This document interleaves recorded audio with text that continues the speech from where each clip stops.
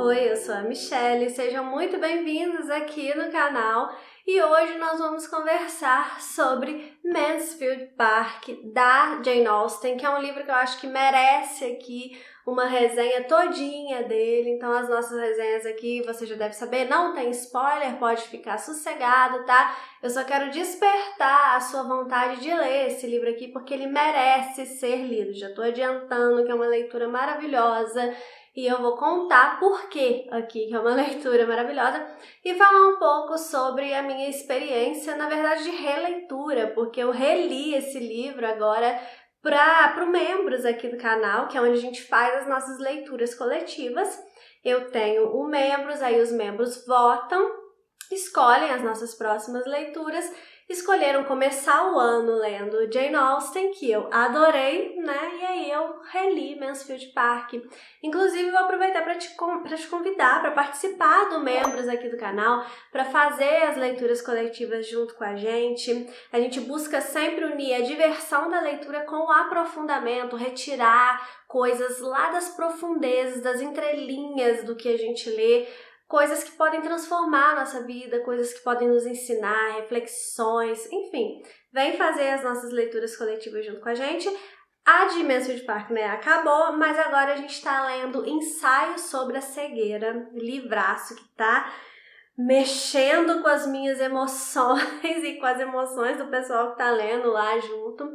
E em março a gente vai ler o 15 da Raquel de Queiroz, já foi escolhida a leitura de março. Então entra pro Membros, assina aí, é R$ 7,99 por mês, um valor simbólico. É uma forma de você me apoiar para que eu consiga fazer essas leituras coletivas. Se você usa iPhone, você vai ter que assinar pelo computador, não dá para assinar pelo iPhone.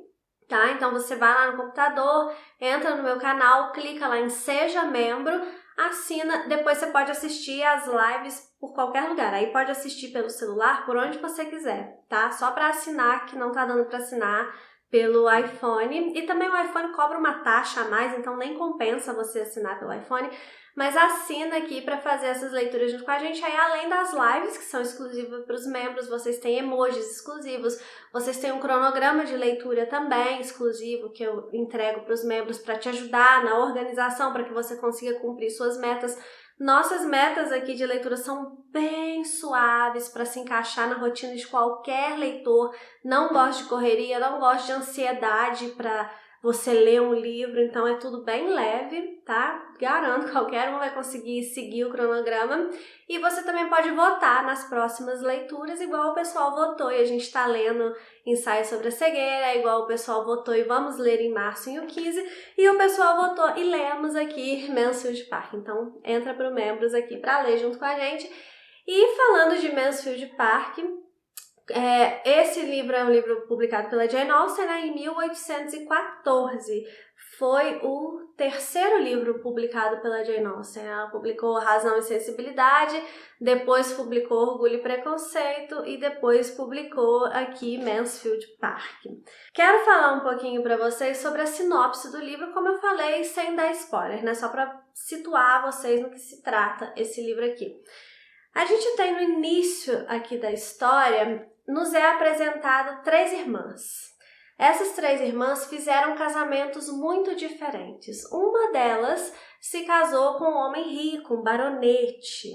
A outra delas, que queria também procurar um bom casamento, o que a gente entende por um casamento com alguém que tenha dinheiro, ela queria isso, só que ela acabou não conseguindo um noivo à altura do que ela imaginava e ela acabou se casando com um pároco, né? E a terceira irmã acabou se casando por amor. Na verdade, ela fugiu para se casar por amor, o que causou uma ruptura na relação entre essas irmãs aí, né? Essa é a introdução da história porque a protagonista de Mansfield Park é a Fanny Price. E a Fanny, ela é filha dessa mulher que se casou por amor, né? Só que hoje em dia ela tem um casamento muito infeliz. O marido dela acabou indo para bebida e eles têm muitas dificuldades financeiras e eles tiveram muitos filhos, então eles têm uma vida muito difícil. E a Fanny é uma das filhas desse casal. O que acontece é que numa tentativa de reaproximação, uma dessas outras irmãs lá, que se casou com o pároco, vai entrar em contato com essa irmã pobre, né? Pobre não, é pobre mesmo. E aí ela vai oferecer de cuidar de um dos filhos lá dessa irmã, né, para aliviar para elas, para tentar dar um futuro melhor para um dos filhos dessa irmã. Só que essa mulher que vai oferecer, que é a senhora Price, não, a senhora Price é a que se casou lá por amor, né, fugiu para casar, a mãe da Fanny. A que escreve é a senhora Norris, que é a que se casou com o pároco, só que ela oferece, na verdade, para criança lá ir morar com a outra irmã, que é a senhora Bertram, que é a que se casou com o baronete, né? Porque a gente vai ver ao longo da história que a senhora Norris, ela gosta de fazer bonito com o chapéu dos outros, né? Mas enfim, elas se arrumam lá e aí a senhora Price, ela manda a Fanny, então com 9 anos de idade, para morar lá na casa dos tios ricos. E aí ela vai morar de fato na casa dos Bertrand. Lá nos Bertrand, essa senhora Norris, que é a mulher do pároco, ela tá sempre por perto ali, e a gente vai vendo ao longo da narrativa que ela é uma mulher insuportável, amarga, ressentida. É terrível, é um grande ranço que a gente tem, e se prepare porque você vai ter ranço da senhora Norris. É impossível alguém não ter ranço da senhora Norris. Se você não tem ranço da senhora Norris, me conta aqui nos comentários, tá? Mas até agora eu não conheci ninguém que tenha lido esse livro e não tenha ranço dela. Mas é divertido sentir esse ranço dela, tá, gente? E aí a gente vai acompanhar, então, a vida da Fanny sendo criada ali naquela casa pelos tios, por essa tia também, a senhora Norris, porque num determinado momento o marido dela vai falecer, então ela fica ali viúva e se dedica totalmente aos Bertrand. A senhora Bertrand, né, que é chamada aqui de Lady Bertrand, ela vai ter 4 filhos com esse marido rico dela aí, então tem o Tom, o Edmund, a Maria e a Júlia. E aí a Fanny vai lá morar e tal, junto com essa família aí. Só que esses 4 filhos dos Bertrand, eles são tratados de uma forma muito melhor do que a Fanny. A Fanny, ela não é maltratada na família, tá, gente? Ela tem, sim, não é tipo a Jane Eyre, lá em Jane Eyre, pra quem leu, né, que é super maltratada e tal. Porque a Jane Eyre também mora com os tios, né? Mas a Fanny aqui, ela é relativamente bem tratada, ela tem lá o quarto dela, que não é o melhor quarto da casa, mas ela tem acesso a estudos, que não é igual aos estudos das outras 2 meninas, que são filhas mesmo lá do casal Bertrand. Mas ela tem acesso, então ela consegue ter uma vida muito diferente da que ela teria lá na casa dos pais, uma educação, querendo ou não, muito diferente da que ela teria na casa dos pais. Por mais que seja uma educação que não é igual a das primas, né, que as primas são superiores, eles fazem questão de deixar claro que as primas são superiores, né? Mas a educação da Fanny acaba sendo superior à educação, sim, que ela teria se ela tivesse sido criada pelos pais. E mais pra frente a gente vai ver isso, porque a Fanny depois já mais velha, porque ela vai crescer aqui e a gente vai acompanhar isso, né? E mais velha ela vai chegar no momento que ela vai visitar os pais, então a gente vai perceber essa diferença, né, se ela tivesse sido criada lá. Mas enfim, a Fanny, ela tem um desses primos, que é o Edmund, ele é a única pessoa ali naquela família que de fato respeita a Fanny enquanto um ser humano igual a ele. O resto da família sempre trata ela como se ela fosse inferior, né? Como se ela tivesse ali de favor, que ela tivesse que ser muito grata, porque, meu Deus, você morreria se a gente não tivesse te pegado para criar, né? Principalmente a senhora Norris, que é a que menos faz ali por ela, né? Porque ela é criada pelos outros tios lá, mas é a que mais joga na cara dela que ela é um estorvo, que ela tem que ser muito grata e que ela é um grande peso e que, enfim, né? Mas o Edmund, de toda essa galera aí, é a pessoa que trata a Fanny melhor. E a Fanny, ela faz uma amizade muito forte com o Edmund e, obviamente, né, ela acaba se apaixonando pelo Edmund. Só que vai chegar ali nas redondezas, num determinado momento, dois irmãos, né? Porque aí depois eu falei, né? O marido da senhora Norris, ele morre e aí precisa de um outro pároco ali pro lugar. E aí vai vir um novo pároco com a esposa dele, e aí depois de um tempo, essa esposa desse novo pároco, ela tem dois meio-irmãos, e esses meio-irmãos vão vir morar com ela num determinado momento, que é o Henry e a Mary. E o Edmund, que é esse primo da Fanny, que a Fanny acaba se apaixonando por ele se apaixona pela Mary. Então a gente vai acompanhar ali toda essa história se desenvolvendo. Mas não se engane, não é um romance romântico, não é uma história que ela vai focar nos sentimentos dos personagens, nesses relacionamentos ou nessas tentativas de relacionamento, porque aí também vai ter o Henry, que vai ter interesse nas primas lá da Fanny, só que uma delas já é noiva, então vai ter toda essa situação assim, mas não é um romance romântico, tá? Todos esses relacionamentos, essas relações entre esses personagens é para nos passar mensagens sobre virtudes, sobre valores, sobre seguir o certo mesmo sendo o caminho mais difícil, porque normalmente seguir o certo é o caminho mais difícil, né? Então tem muitas mensagens aqui sobre honestidade, sobre decência mesmo, sobre moralidade, que é uma coisa que eu até comentei lá nos membros. Eu acho curioso, hoje em dia a gente fala de moralidade e você é visto meio, né, as pessoas meio que torcem o nariz pra você como se fosse uma coisa feia você falar sobre ser moral, né? Ser moral não é ser hipócrita. Tem muita gente que é imoral e é hipócrita. Ser moral é seguir valores corretos, né? Então não é uma coisa ruim você falar de moralidade. E esse livro fala, sim, muito de moralidade, mas não é um livro moralista no sentido pejorativo que as pessoas usam, não.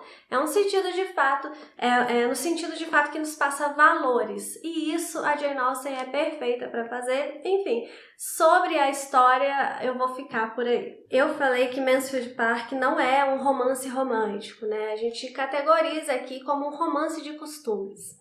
Um romance de costumes, ele retrata os personagens interagindo dentro do contexto cultural de uma época. Ele não se ampara nos eventos históricos, como no caso do romance histórico, mas ele tem ali aquele pano de fundo cultural, sim, ele representa bem a época. E outra coisa, ele é escrito, o romance de costume, por uma pessoa mais ou menos daquela época ali que a narrativa se ambienta. Então, por exemplo, Jane Austen escreveu um livro que ele é ambientado aqui mais ou menos ali no período que Jane Austen viveu mesmo, entendeu? Então, por isso ele não é um romance de época. Eu já vi as pessoas falando aí, né, citando Jane Austen, os romances de Jane Austen como se fosse romance de época, porque passa em épocas passadas. Não é isso que é um romance de época, tá? O romance de época, ele é escrito por uma pessoa de um tempo escrevendo sobre outro. Então, vamos supor, se eu hoje vou escrever um livro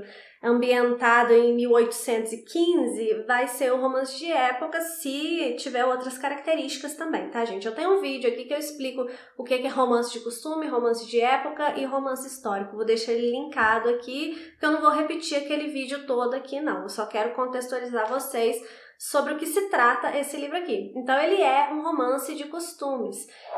Portanto, por que é importante saber disso? Porque aí, sabendo disso, você entende a real intenção desse livro. Muita gente fala que Jane Austen escreve romances bobinhos, romance água com açúcar, e não é isso. Ou romance, assim, tem gente que considera até meio fútil os enredos, né? Mas se você ficar só na superfície, vai parecer fútil mesmo, porque ele está retratando que o objetivo é justamente retratar um determinado contexto cultural e através dessa interação entre os personagens, da vida cotidiana ali daquele período acontecendo, a Jane Austen vai tecendo as suas críticas àquele contexto cultural.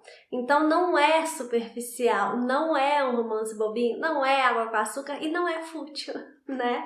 É bem o contrário disso. Se você... Eu acho, assim, aí é uma opinião pessoal, Mansfield Park, eu já li todos os romances da Jane Austen e eu acho esse daqui o que a Jane Austen deixa as críticas dela mais claras, Porque normalmente ela é muito discreta para fazer as críticas dela, mas ela faz, a gente tem que prestar atenção. E ela faz normalmente através da ironia, a famosa ironia da Jane Austen. Aqui tem muito da ironia da Jane Austen, mas eu acho que aqui ela deixa muito mais claras as críticas que ela faz à sociedade dela, né? E, por exemplo, aqui tem uma crítica muito clara à questão da escravidão, que é uma passagem muito rápida no texto. Se você não estiver prestando atenção, você até perde isso, mas tem uma conversa entre a Fanny e o Edmund, que a Fanny diz para ele que descobriu de onde vem a mão de obra que produz toda aquela riqueza que eles vivem ali na família, né, dos Bertram. E é mão de obra escrava, vem de pessoas escravizadas. E isso, a Fanny fica chocada, assim, e tem até um debate interessante ali entre ela e o Edmund, porque o Edmund vai falar que, de certa forma, ela aproveita também daquilo ali, ela não abre mão, mesmo sabendo de onde vem, ela também não vai abrir mão daquilo ali.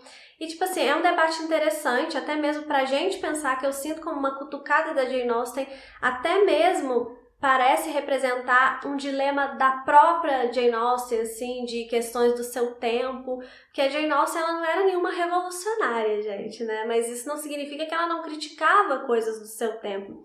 E nessa questão da escravidão fica muito clara a crítica dela aqui.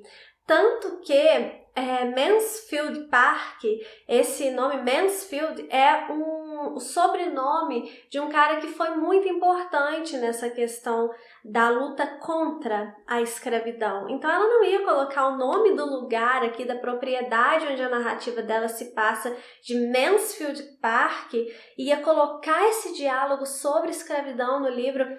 Não ia ser à toa que ela ia usar esse nome sendo de um cara que representa essa luta. Então, assim, a gente tem que prestar atenção, a gente tem que se aprofundar na obra, porque senão a gente faz uma crítica vazia. Todo mundo pode não gostar, pode ter achado chato, pode ter... Enfim, você pode não gostar do livro, mas às vezes a gente critica um livro sem saber de fato o que a gente está criticando, sem se aprofundar de fato naquela narrativa. Então, não gostar é uma coisa. Agora, você falar que é um livro superficial, que é um livro bobo, que é um livro água com açúcar, aí já é até um pouco de desconhecimento das profundezas mesmo da obra. E essa obra aqui tem muito dessas profundezas. Ai, gente, eu defendo muito Jane Austen com unhas e dentes mesmo.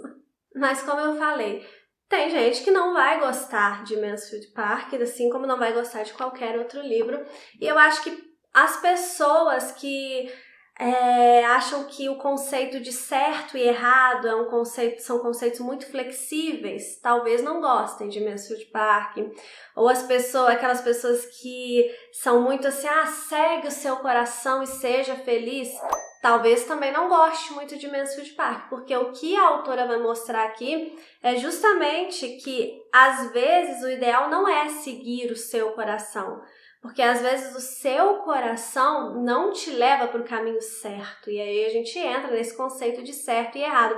E aqui o conceito de certo e errado é muito claro, né? A Jane Austen, ela defende que ser feliz é fazer o certo e não fazer tudo que o seu coração mandar. Eu, particularmente, concordo muito com essa opinião da Jane Austen que ela deixa nas entrelinhas aqui dessa história. Então, isso pode, sim, irritar alguns leitores que têm uma opinião contrária a isso, né? Outra coisa que pode irritar um pouco os leitores é a própria Fanny, que é a protagonista. Ela é uma mocinha tímida, ela é uma mocinha frágil no sentido de não conseguir se defender assim com veemência com relação às injustiças que ela vai sofrer aqui durante a narrativa. Ela é submissa, então ela é uma mocinha muito diferente, por exemplo, da Lizzie Bennet lá de Orgulho e Preconceito, para quem já leu Orgulho e Preconceito. E às vezes as pessoas podem até se perguntar, mas gente, como que uma autora que criou Lizzie Bennet cria Fanny Price? Acontece, gente, que existem várias formas de você ser forte. E por trás de toda essa aparência de fragilidade da Fanny, e por um lado ela é sim uma menina frágil, mas ela é muito forte pelo lado dos seus princípios. Então, a Jane Austen também nos mostra aqui que a gente não é forte só se a gente é brava, se a gente grita, se a gente fala, se a gente se defende. Tem várias formas de ser forte na vida e a gente precisa respeitar as personalidades diferentes que a gente vê por aí. Não é só uma mulher que faz e acontece que é uma mulher poderosa. A Fanny é uma mulher poderosa e ela é submissa, e ela é humilde, e ela é tímida, ela é calada, ela é incapaz de se defender, mas ela é uma mulher exemplar, porque ela tem princípios muito bem definidos e mesmo sem saber se defender e mesmo sendo submissa, ela em momento nenhum ela vai abrir mão desses princípios e isso custa muito para ela, né? Porque ela não tem ela não é uma pessoa que vai pro embate, sabe? Então custa muito para ela defender algumas verdades dela aqui nessa história. E isso é uma força tremenda, então a gente precisa enxergar a força dessa personagem. E a gente também precisa entender a construção dessa personagem. Muitas vezes, até na nossa leitura coletiva, né, as pessoas às vezes se irritam porque querem que a Fanny dê um sacode e reaja, mas isso não é a personalidade dela, não seria condizente com a construção dessa personagem, e a construção dela é muito bem feita.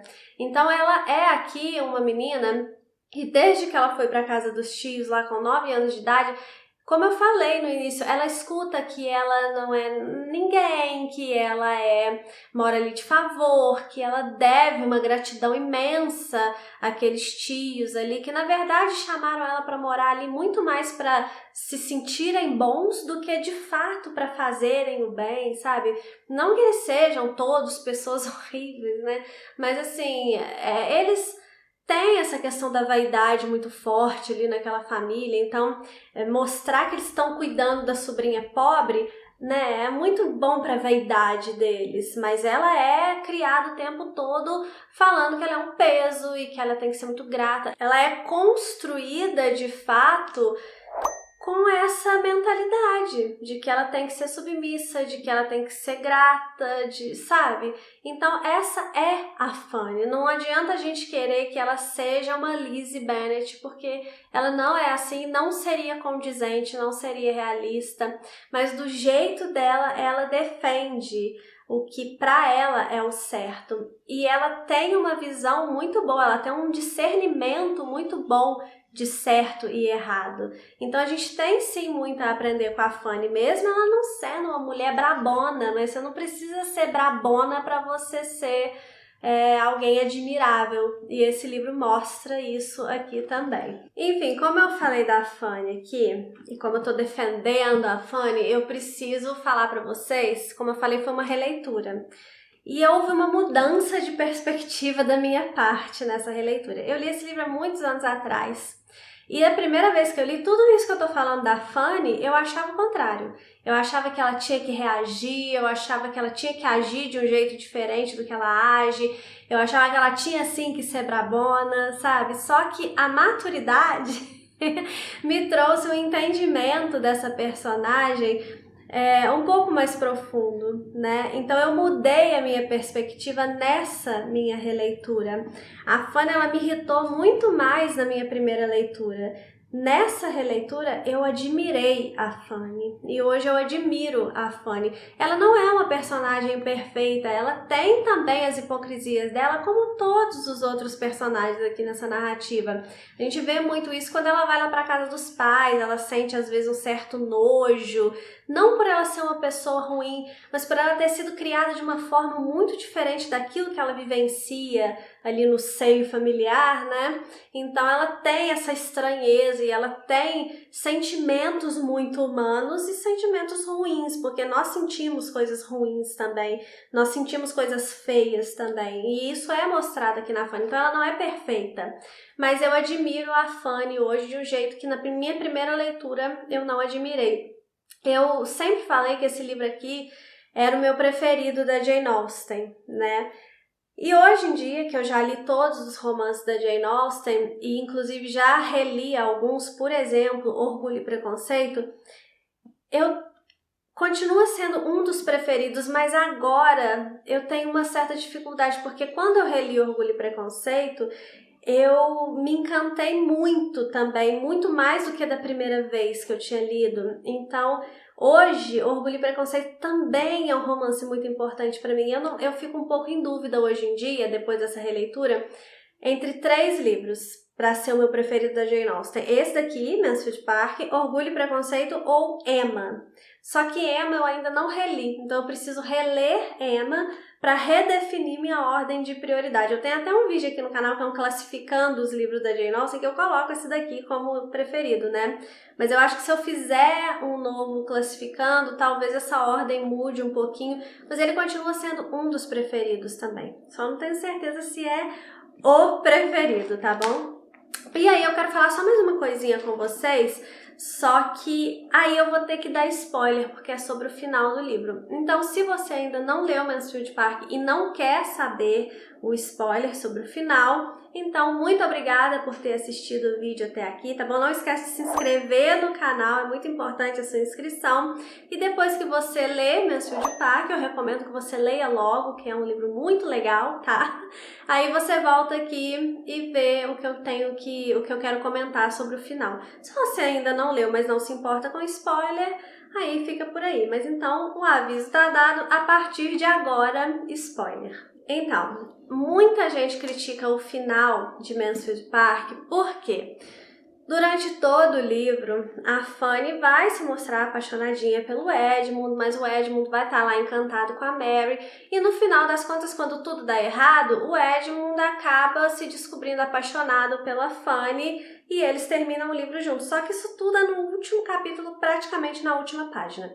É muito rápido, o que é uma característica da Jane Austen, encerrar os livros dela de uma forma rápida, né? Os finais dela, os desfechos, são sempre parece pra gente meio corridos, tá?